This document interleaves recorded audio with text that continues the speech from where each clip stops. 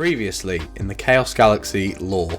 From the dawn of the galaxy, the creatures of Sindius have been at war with one another. The planet Baro, inhabited by the oldest and most intelligent creatures in the galaxy, far above the need for petty wars, but being the closest planet in the galaxy to Sindius, they could not stand by and watch their neighbouring planet destroy themselves. Meanwhile, scientists on the planet Baro sent a probe to find life on the farthest reaches of the galaxy, only for their leader, humongous ancient rockman, to find a terrifying discovery. Now, this episode in the Chaos Galaxy lore, Chapter 4, Galactic Divide.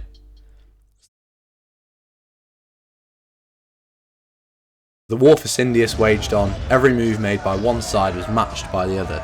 General Drangel, leader of the peaceful creatures on the planet, constructed a great fortress to protect the creatures of the planet Sindius, but Commander Crossbones, leader of the evil creatures, built a gigantic battle stronghold in retaliation. The war waged on for thousands of years, and by now both armies had grown from regular armies to planet-sized battalions led by tactical generals who'd been at war their entire lives. Baro watched on, seeing the destruction, and looked for answers, knowing that if the planet's armies continued to grow, there would be nothing Baro could do to help. During this time, however, Baro developed a series of plans to end the war in secret research facilities in the deepest deserts of the planet Baro. One suggestion from the commander of Baro's military, Boominator, was to wipe out the creatures from the planet Sindius with weaponry developed in these facilities. However, humongous ancient rockman would hear none of this. He argued that all creatures in the universe were created as equal as a result of Omnius's death, and none should be slaughtered. Boominator was a brilliant tactician, but too hungry for war in the opinion of humongous ancient plan, was creating a physical barrier across the planet Sindius and separating the two sides physically, although constructing a wall would take too long and it would be torn down by the evil creatures of Sindius before it was even finished. The other way to physically divide the planet would be to physically divide it, slicing the planet in half as two separate planets where they could make separate laws and live lives away from each other. Boominator had devised this plan and told humongous ancient rockman that the casualties would be minimal. However, humongous ancient rockman had had the galaxy form around him and knew the secrets of the planet's cause. Baro had powerful weapons and technology available, perhaps capable of splitting a planet in half, but nothing that could guarantee the planet's core would stay intact, and this was his biggest worry. If the core could create life itself, imagine what it could destroy. Meanwhile, humongous ancient rockman could not stop thinking about the transmission sent from Pelisium. 5 years had now passed since the transmission, and Baro's scientists had a breakthrough in the development of a spacecraft which would be able to take on a manned mission to the planet Pelisium. A tiny craft that only had fuel to carry one or maybe two of the smallest creatures from the planet across the galaxy to the icy wasteland of Pelisium on the furthest reaches. A brave, intelligent creature who had taken refuge on Baro from the War of Sindius volunteered to take the perilous journey to Pelisium. Bogabooga. His body was made out of cloud, so weighing next to nothing, he would be the perfect creature to conserve fuel whilst manning the ship.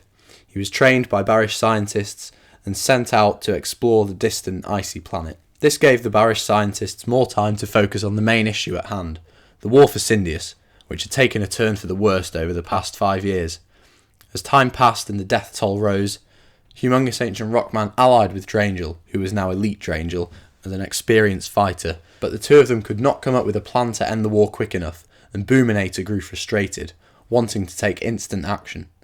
At the same time, the strongholds had turned into fortresses, and the planet Sindius was now on the brink of collapse. Sindius were desperate for help.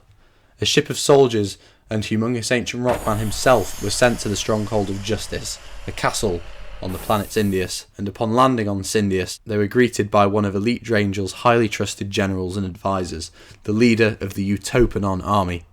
They suggested creating a galactic alliance and getting more planets to support their cause and help the fight for peace. An ambassador should be sent to the forest planet of Gaios, the planet beyond Sindian, to ask for aid, as the planet Gaios was plentiful in food, resources, medicines, and other useful things to help in the war. Although humongous ancient rockman was adamant that although some of the Barish citizens wanted to wipe out the evil creatures on Sindius, that was out of the question. Humongous ancient rockman set off for Gaios immediately. The journey would take about 2 months, but humongous ancient rockman could not waste any more time, so he set off on his own to the giant green planet.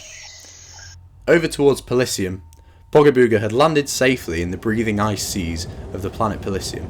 Although the weather conditions were hostile, the creatures he had found living there were extremely friendly. He had landed on a living iceberg, and within days had befriended a living sponge creature who was too afraid to enter the seas from his iceberg companion. Bogabooga explained that he needed information on a giant creature that had destroyed a probe sent by Baro 5 years earlier. Iceberg Face and the sponge knew of the creature Bogabooga spoke of, although they hadn't seen the probe. They said the creature was known all across the planet. Although neither of them had seen it, it rarely came out of the deepest corners of the ocean, but devoured anything that came near it. Bogabooga couldn't swim, although he had been given tools, swimming equipment, and camera parts by the scientists back on the planet of Baro. The sponge, although terrified of going into the deep ocean, agreed to use the technology to dive down and recover information on the creature after Bogabooga explained that the fate of possibly every planet in the galaxy depended on his mission. After weeks of diving, exploring the wonders of Pelisium's seas, Transponge came across an ancient abandoned city. He noticed very little life in the open seas. Perhaps most of it had been destroyed by this creature, and the few creatures he came across lived in fear and would not talk to him. But hidden away in an undersea valley beneath the coral reefs and ocean mountains of Pelisium, Transponge found a group of ancient temples. The temples were guarded by the friendly nano-rays and the great Zeta rays. They lived among these temples, and after Transponge explained that he needed information on a giant monster that roamed the surrounding seas and the fate of the galaxy could be at stake, the nano-rays took Transponge to their ancient leader, Mantelossus, the eldest of the great Zeta rays. The Zeta rays said that the temples used to be the homes of great beings and worshippers of the planet Pelisium's crystal. They prayed, built temples, and were fascinated by the crystal's power, although their belief in the crystal would prove to be too strong. The group of worshippers swam to the very centre of the watery planet, seeking out the crystal, and tried to remove a segment of it, which they would use to protect their settlements and temples. Nobody knows how, but the group broke off a part of the crystal, releasing an almighty energy. The crystal mutated and created a monster. The monster wiped out their entire civilization in an instant, leaving their homes and temples abandoned. And the creature created by Pelisium's crystal still roams its seas today, devouring any creature it comes into contact with. Luckily, the Zeta rays are protected, hidden away in their sheltered valley, but every other creature on the planet lives in fear of the most dangerous monster that the planet, and quite possibly the galaxy, had ever seen. If Boominator's plan to split Sindius in half using weapons went ahead, it risked breaking Sindius's crystal at the core of Sindius and creating monsters that could kill all the creatures on the planet and send Sindius into the state of fear that Pelisium was in. But time was short. As Humongous Ancient Rockman travelled for Gaios, Boominator had taken control of the operation to end the war for Sindius, and had everything in place to fire the charge blasters which would physically split the planet Sindius in half. With Harm on his way to the planet Gaios, nothing could get in Boominator's way. The weapons were charged and fingers were on triggers. As Transponge returned to Bogabooga, telling him of the giant creature, he sent a transmission directly to Humongous Ancient Rockman's ship straight away, but it was too late. Before Transponge and Bogabooga's transmission could reach Baro with the information, Boominator had pulled the trigger on the charge blasters. They fired onto every side of the planet Sindius, ripping into the ground like a rotten fruit. The creatures of Sindius were not given any warning, and many of them perished. The great explosion rippled through the galaxy. Great earthquakes on Baro destroyed mountains. Volcanoes burst open on Chios. Giant tidal waves shattered the shores of Pelisium, even on the furthest ends of the galaxy.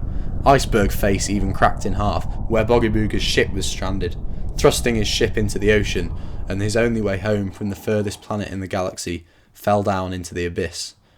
Bogabooga was stuck. Humongous Ancient Rockman's ship was blown off course as well for a second. In the distance he could see a bright light, like a beautiful star, but he knew what had just happened, that the planet Sindius had been destroyed, and all anyone could do was watch as the dust cleared and pray that Sindius's crystal was intact.